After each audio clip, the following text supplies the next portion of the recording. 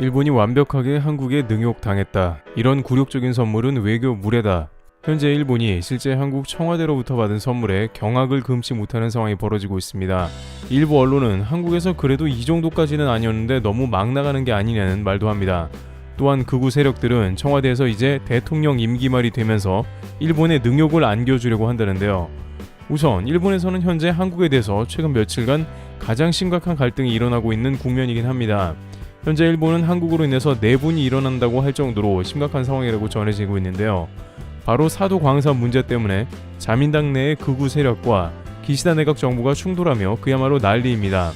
일본 정부는 일제강점기 조선인 강제노역 현장인 사도 광산을 유네스코 세계문화유산으로 추천하는 구상을 보류하는 방향으로 조율 중이라고 요미우리 신문이 복수의 일본 정부 관계자 설명을 근거로 20일 보도합니다. 일단 기시다 내각은 사도 광산을 유네스코 광산으로 등록하는 것은 무리라고 잠정 결론을 내린 것이죠. 보도에 따르면 일본 정부는 사도 광산을 세계유산으로 추천하더라도 한국의 반발 등으로 인해 내년에 열리는 세계유산위원회에서 등록될 전망이 없다고 판단했으며 다음 주쯤 방침을 정식으로 결정하는 것입니다. 유네스코 세계유산위원회가 심사에서 탈락시킨 후보가 나중에 세계유산에 등록된 사례는 없습니다. 결정적으로 상황이 이렇게 되어버린 것은 유네스코가 일본 때문에 제도를 개편해버렸기 때문입니다. 일본은 자기가 낸 아이디어에 스스로가 발목 잡힌 꼴이 된 것인데요. 유네스코는 세계기록유산 등재 때 반대 국가가 있으면 심사를 중단하고 대화하도록 작년에 제도를 개편했는데 이는 일본이 반대하는 이상 위안부 관련 자료를 세계기록유산에 사실상 등재할 수 없도록 하는 조치였습니다. 일본은 한국이나 중국 혹은 일본에 의해 피해를 본 국가들에서 위안부 등재를 할까봐 크게 걱정했습니다. 그래서 자신들이 돈으로 로비해 구워 삼고 있는 유네스코에 애초에 위안부가 등록이 안 되도록 한 국가만 반대해도 세계유산이 등재가 불가능하도록 기존 제도를 변경해버렸던 것입니다. 그런데 이제 자신이 사도광산을 등록하려 하자 이 변경된 제도를 통해 한국이 반대 의사를 비치고 나오면서 일본은 사실상 사도광산 세계유산이 등록이 불가능하게 된 국면을 맞게 된 것입니다. 이와 관련해 일본 외무성 내부에서는 이번에는 일본이 뒤바뀐 입장이 됐으며 한국의 반발이 있는 가운데 사도광산을 추천하면 국제사회의 신용을 잃을 수 있다는 판단이 작용했다고 요미우리는 전했습니다. 민영 방송사 네트워크인 JNN 역시 일본 정부가 사도광산의 추천을 보류하는 방향으로 최종 조율 중이라며 사실상 이번 유네스코 유산 등록이 불가능함을 일본 언론들이 시사하고 나선 것입니다. 그런데 기시다 내각을 마음에 들어하지 않는 아베를 중심으로 한 강경파들이 가만히 있을 리 없죠. 자민당 국회의원들로 구성된 보수 단결의 모임은 사도광산을 세계유산으로 추천하라고 일본 정부에 촉구하는 결의를 18일 채택했습니다. 또한 아베의 신임을 받은 극우파 다카이치 사나의 회장은 일본의 명예에 관한 문제라며 일본 정부는 세계유산 등록을 위해 진심으로 힘을 내면 좋겠다며 기시다 내각을 압박했습니다. 한국 반발 때문에 사도광산을 포기하는 게 말이 되냐는 것입니다. 일본 정부는 매우 곤란하게 되었는데 왜냐하면 지난 군함도에서 크게 망신을 당했기 때문입니다. 유네스코 세계유산위원회는 일본의 군함도가 제대로 강제징용을 표기하지 않았다고 지적하면서 이를 개선하는 명령을 내렸습니다. 일본 정부는 군함도의 강제징용 설명을 2022년 12월까지 개선 후 관련 보고서를 유네스코에 제출해야 합니다. 최악의 경우 유네스코가 세계유산에서 군함도를 퇴출할 수 있습니다. 하지만 일본 정부는 사전에 한국과 군함도에 강제징용을 넣기로 약속하고 약속을 뭉갰습니다. 자신들의 허물은 다 감추고 강제징용은 없었으며 인권 침해도 전혀 없었다고 거짓을 주장한 것이죠. 그런데 이 와중에 일본은 또 군함도와 성격이 똑같은 사도 광산을 세계문화유산으로 등록한다는 것입니다. 결국 일본 정부는 아베가 지배하고 있는 호소다파의 영향력에 그대로 굴복하는 모습이 나오고 있는데요.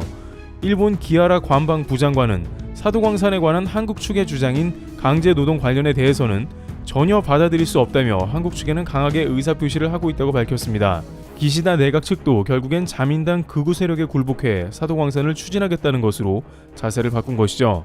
사도광산 역시 태평양 전쟁 때 구리, 철 등 전쟁 물자를 캐는 광산이었으며 조선인이 대거 동원됐습니다. 이는 일본의 히로세 데이조 후쿠오카대 명예 교수가 이미 2천여 명을 동원한 것으로 추산하는 등 일본 내에서도 강제 동원의 흔적이 남아있는데 일본은 이것을 자랑스러운 일본의 산업유산으로만 등록하고 세계인들에게 이것을 기념하고 관광지화한다는 뻔뻔한 행보를 지속적으로 추진하는 것이니 한국 입장에서는 반대하는 게 당연한 것이며 이러한 일본을 응징해야 한다는 목소리가 나오는 것입니다. 이러한 맥락 가운데 느껴지는 것은 일본은 한국을 존중하지 않고 철저하게 무시하고 있다는 것인데요. 그런데 이 와중에 일본은 급기야 유네스코 수준이 아닌 한국 영토를 직접 위협하고야 말하는데요. 일본 기업이 한국 경제 수역과 독도 영토를 위협하는 가스시구를 올해 추진하기로 결정한 것입니다. 그러나 일본은 이 바다 지점이 어디인지 정확하게 좌표를 가르쳐주지 않고 회피하는 모습이 나왔습니다. 일각에서는 한국과 배타적 경제 수역이 겹치는 부분일 수도 있다고 지적하고 있습니다. 즉 동해상의 한국 영토를 위협하고 나아가 독도까지 넘보는 행태를 보이겠다는 것입니다. 만약 그곳이 한국의 배타적 경제 수역이라면 일본은 한국 자원까지 강탈해 가는 것입니다. 일본 정부는 사실상 일제 강점기와 똑같이 여전히 한국에 대해서 수탈의 대상으로 생각하는 것인데요.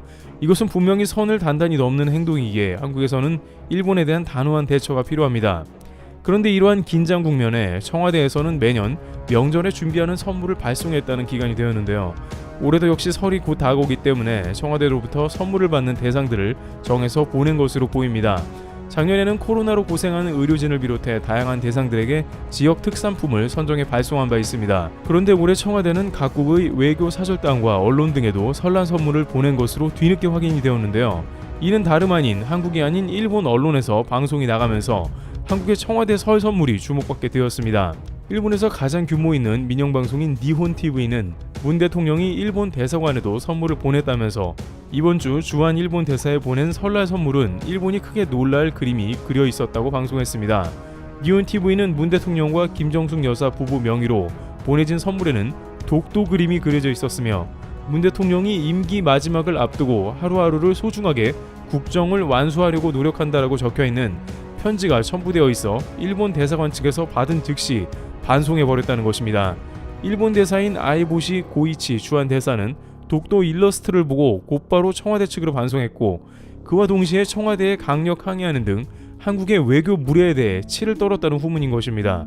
그런데 이러한 청와대의 행동은 오히려 한국의 누리꾼들에게 크게 환영받는 모습이 나오는데요. 최근 일본의 독도 도발을 비롯해 사도광산 등 일본이 한국을 아랫나라 보듯 무시하고 깔보는 것을 청와대에서는 해학적 의미로 독도 일러스트를 보내 일본의 능욕을 선사했다는 의견이 나오고 있습니다.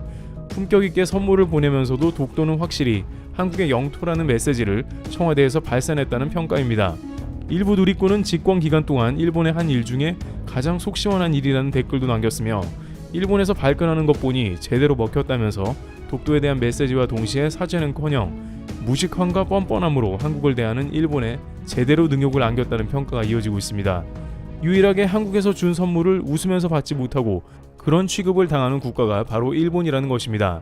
한편 이런 소식이 전해지자 일본에서는 각종 언론을 비롯해 네티즌들이 크게 반발하고 있습니다. 다케시마는 일본 고유의 영토인데 나라의 지도자가 저런 수준밖에 안 된다는 비판이 이어지고 있는 등 한국의 뜻밖의 선물에 대해서 울분을 삭히지 못하는 모습이 이어지는 것입니다. 한국의 누리꾼들은 일본의 이처럼 확실히 메시지를 전할 때는 전하면서 강력한 자주국방을 도모하여 확실하게 일본이 아무 말도 하지 못하도록 쐐기를 박아야 한다는 의견이 나오고 있는 상황입니다. 이와 같이 자민당 극우파에 점령당한 일본 정부는 전 세계를 상대로 역사 왜곡을 하려고 준비 중입니다만 한국도 청와대에서 임기 말 일본에 강력 경고를 보내며 품위 있게 일본에 굴욕을 안기고 있습니다. 트리블 튜브였습니다. 감사합니다.